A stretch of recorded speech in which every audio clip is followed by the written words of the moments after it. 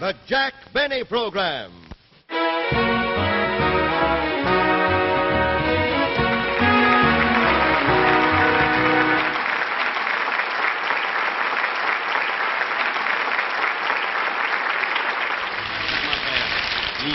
Thank you very, very much, ladies and gentlemen.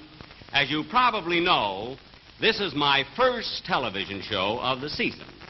And I want everybody at home who's watching the show to sort of sit back and relax and take it easy, because this is a very simple show, nothing to it, you know. There's been no commotion backstage at all. I mean, nobody has worked hard.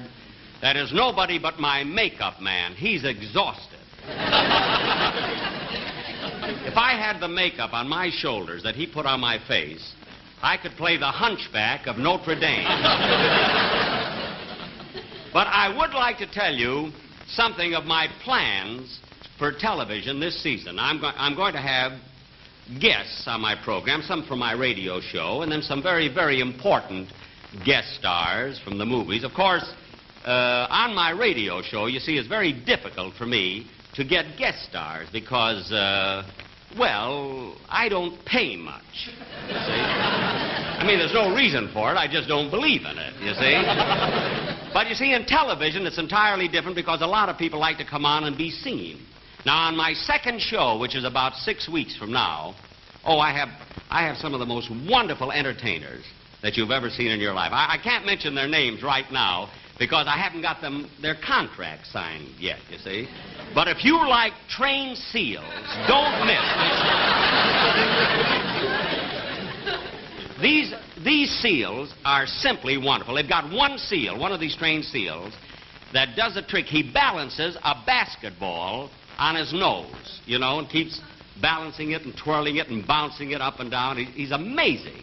Well, I tell you, this seal is so good with this basketball that he was already offered $500 to throw the show. But on this show, my guests on this show are, you know, I've been rehearsing so much I get a little bit confused. Hello, boys. I have the Park Avenue Hillbilly, Dorothy Shay, and Frank Remley, and Don Wilson. Those are my three guests here. And so first, I'd like to introduce... before I do, I got to tell you one joke, a story. As a rule, I don't tell jokes, you know, I just talk, you know. But this is a joke that I heard when I was playing at the Palladium Theater in London. It's about an actor who was standing in front of the Palladium in London, and a fellow walked over to him, and this actor was very blue and very dejected, and a friend of his walked over to him, and he said, "I say, Derek..." See, most of the actors in London are called Derek, you know. They have an occasional Basil or a Sidney or a Cecil, but Derek seems to be the popular name there. So this fellow walked over to this actor, and he said to him, "Derek, what's the matter with you? You look so blue." He said, "Oh, it's nothing." He said, "Well, there must be something the matter with you. Now, what is it?" So this actor said, "Well, let me tell you what happened." He said, "About 3 weeks ago, an uncle of mine died and left me 10,000 pounds. He says, 2 weeks ago, another uncle of mine died and left me 5,000 pounds. Now, last week..." Stage manager. Last week... Say, I wonder if you'd draw those travelers and bring down my scenery. Yeah. Thank you. Say, would you give this music to Mr. Merrick, please? Thank you. That's fine. Ladies and gentlemen, a few weeks ago, I was on the Alan Young Show, and I sang a song. And the response was so wonderful that I'd like to do an encore for you tonight, if you will, Mr. Merrick. Thank you.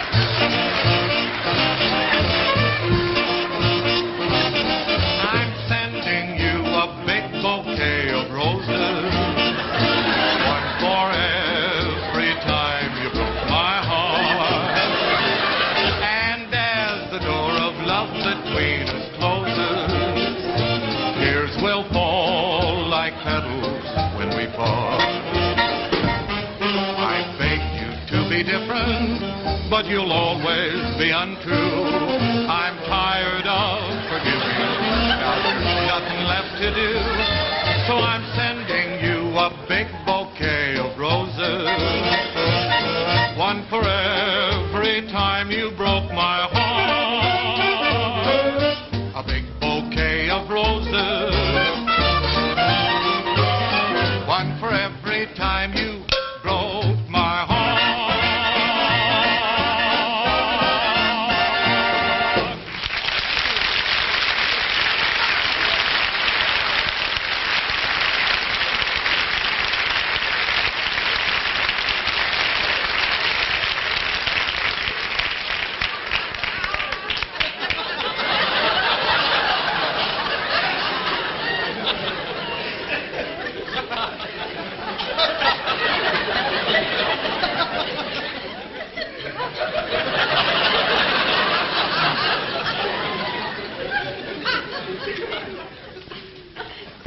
So this actor...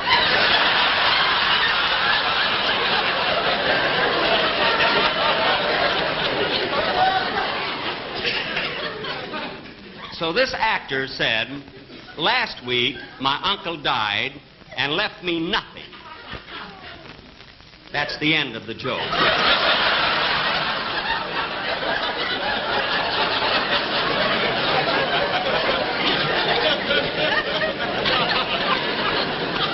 Of course, the joke is naturally a lot better when I can go right through it. See what I mean? Instead of being interrupted, like, oh, Bob, come here a minute, will you, just before you leave? Bob, I happened to see that show that you did with Alan Young, you know, the one you were just telling the folks about, and I thought you were wonderful. I mean, I thought it was a great show. I enjoyed it, but, I mean, why would you do your encore on my first television show? I mean, why didn't you do it on his show, or on your own show? I mean, Club 15, isn't it? It really wasn't my idea. You see, it was my brother Everett's. He handles all of my business. Oh. You mean your brother, he's your agent? That's right. He represents me and my brother Bing and also a trained seal.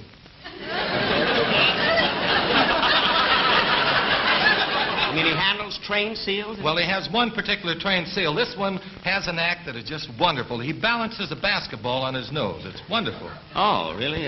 Everett says that some jerk is going to use him on television.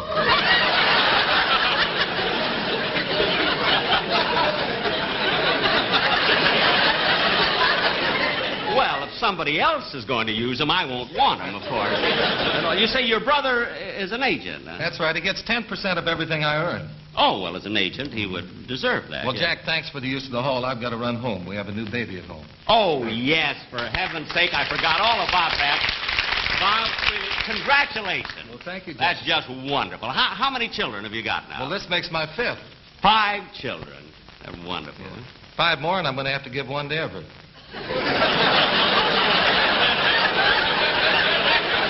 Oh, that's right. He gets 10%. Oh, sure. I understand. Would you help me? Pardon? I've got to go. Would you help me? Oh, yes.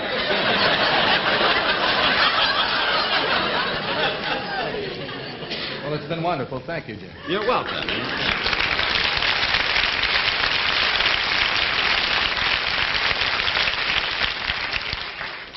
Big star, no tip. And now, ladies and gentlemen, I'd like to... before we go on with the show, I must tell you that tonight, or tomorrow night, rather, Mary and I are flying to New York City because the Friars Club in New York is giving me a testimonial dinner at the Waldorf Astoria Hotel to commemorate my 20th year on the radio. Just imagine, 20 years that I've been on the radio. You know, during those 20 years, I've heard so many people say, you know, at different times I've heard people say, gee, I can't see Benny at all. You know? Well, now they can, you know. And now, ladies and gentlemen, I'd like to present him... Jack. Oh, Don Wilson. Jack, I'm awfully sorry to be late, but my car broke down and I had to take a taxi. Well, that's all right, Don. I mean, accidents can happen, you see. I know, but I was supposed to be here to introduce you at the very opening of the show, and I'm really awfully sorry that this happened. Don, it doesn't make any difference. The orchestra played Love and Bloom. I came on. Everybody applauded. I mean, it really doesn't matter, you know. Oh, Jack, I had such a wonderful introduction for you. You did? Yeah. What was it? Well, this being your opening television show of the season, I thought I might say, and now, ladies and gentlemen, it is with a great deal of pride that I bring you the greatest comedian in America, Jack Benny. Oh, well, now, wait a minute, Don. Wait. Now I'm glad you were late. I mean, the greatest comedian in America. I mean, how egotistical can we get? I mean, you'd have these people hating me before the show even started. I mean, they'd tune out their television sets. The greatest comedian in America. But, Jack, you are the greatest comedian in America, aren't you? Well, yes, but I mean, to say it to those people would sound awful, you know. Jack, you're not saying it. I'm saying it. Oh, well, then that's different. Oh, well, then you can always introduce me like that. All right. Oh, sure, I won't mind that at all. Mister? Yeah? Not you. The fat one. Yes? Hey, you got out of my cab in such a hurry you forgot your briefcase. Oh, how stupid of me. Thank you very much. See, I have some very, very important papers in there. Thanks a great deal, and here's a little something for your trouble. Gee, a $5 bill. Oh, thanks a lot. Well, you're certainly welcome.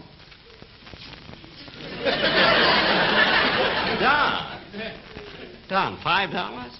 Well, I mean, I can appreciate your being grateful and everything, but $5? Jack, there's nothing so strange about that. I once saw you give a man $5. Well, I know, but he was a lifeguard. He saved me from drowning. Yeah, I'll never forget how we dickered the third time that I was going down. Doc, what we carried on, really. Hey, wait a minute. Ain't you Jack Bunny? Yes. How do you like that? Don't you remember me? No, I don't know. I'm Harry Gilmore. You and me went to Waukegan High School together. Waukegan High School? Yeah, don't you remember? I was the one voted most likely to succeed. Oh, really? Yeah, got my own cab. Oh, well, isn't that nice? Yeah, it certainly is. Hey, what are you doing now? I'm the voice of Bugs Bunny.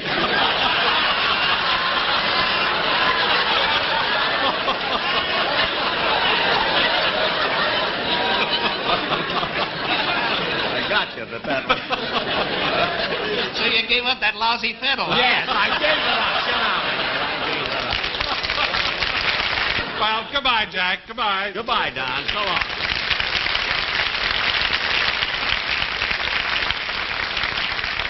He's cute, isn't he? Fast but cute, I mean. So this actor... Oh, I told that.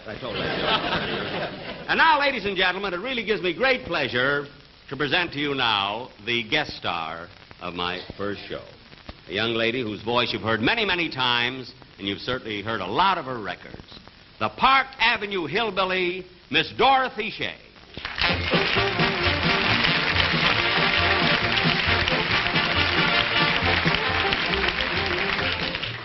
Well, I mean, you're a hillbilly? Sure enough, honey. Well, now I know what all the feuding and fussing was about. Yeah, I can't get over it. So you're a hillbilly, huh? Well, Jack, I'm not just a hillbilly. I'm the Park Avenue hillbilly. Oh, the Park Avenue hillbilly, huh? Well, you can park on my avenue anytime. I thought that was a pretty good ad-lib, did you? Ad-lib? What's that? Well, an ad-lib is when you say something impromptu, you know, without thinking, just something on the spur of the moment. See what I mean? No, but I accept your apology. Well, now, look at Dorothy. What are you going to sing for your first number? What's the name of the song you're going to sing? Well, don't you think we should discuss salary? That's a wonderful title. Thank you very, very much. Jack! Oh, well. You can have your New York City with its swank Park Avenue. You can have your gilded mansions in Westchester. You can have your own cabana in Miami or Havana, where the blue bloods congregate for their siesta. You can have your fancy penthouse on some 42nd floor, but I'll guarantee wherever you may roam, with the tinsel and the glare, why, those places can't compare with the humble little spot I call my home. It's a little western town called Beverly Hills, where people live a life that's free from cares. No one struggles to be great. All they ask and even break, they're satisfied to just be millionaires. Every housewife is contented with her lot, and some of them don't even own a yacht. She may have just one swimming pool, one husband to caress her. She's bored to death with Cadillacs and diamonds just impress her. She'd rather have some trinket like that Oscar on her dresser in that little western town called Beverly Hills. In that little western town called Beverly Hills. You're welcome as the flowers that bloom in May. No one cares about your caste or inquires about your past. If you only have one butler, that's okay. The children ring your bell on Halloween, then beat it in a chauffeured limousine. Each mother with her little son entrusted to her care will gently rock his cradle as she offers up a prayer that someday he'll be president of Metro Goldwyn Mayer in that little western town called Beverly Hills. Living arrangements in that little western town called Beverly Hills.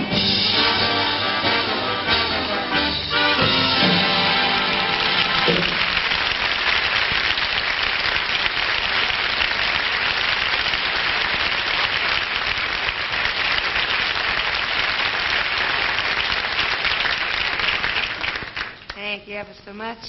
I thought you folks might be interested in meeting some of my kinfolk.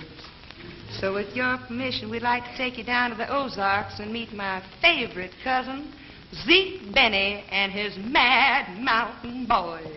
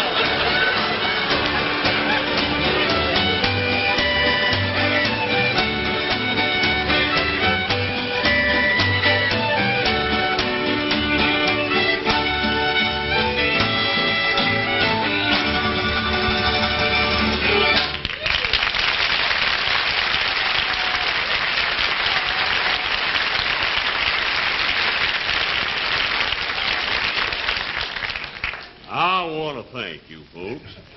I'd like to have you meet some of the boys. You will need a fellow over here with the concertina. That's Charlie Bagby. He's the smart one of the troupe here. Hey, Charlie, how much is 2 and 2?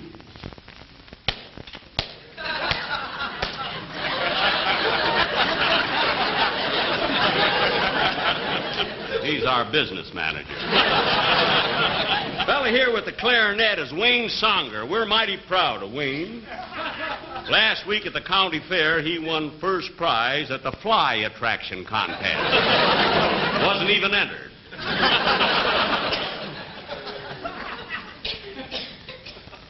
This is my wife.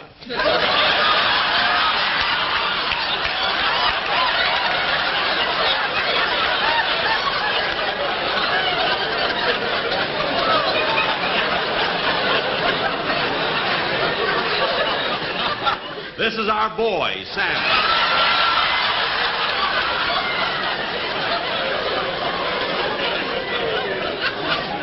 Get up here, Frank. This is Frankie Remley. over here. Remley's been associated with Phil Harris for about 20 years. Glad to see you standing up, Frank. Never took a guitar lesson in his life, just took it up by accident. He figured as long as his hand was shaking anyway, might as well put a guitar in. He's a fella makes us laugh all the time. He's a card. Say something funny, Frankie. Rise of attack!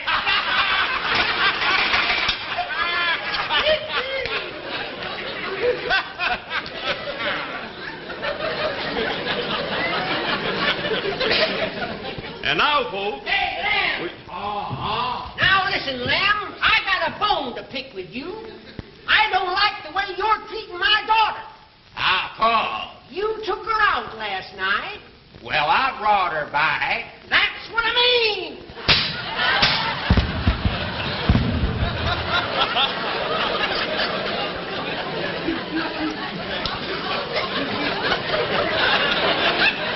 On the next number, we're going to play a real hot tune called Fascinating Rhythm. Take it, boys.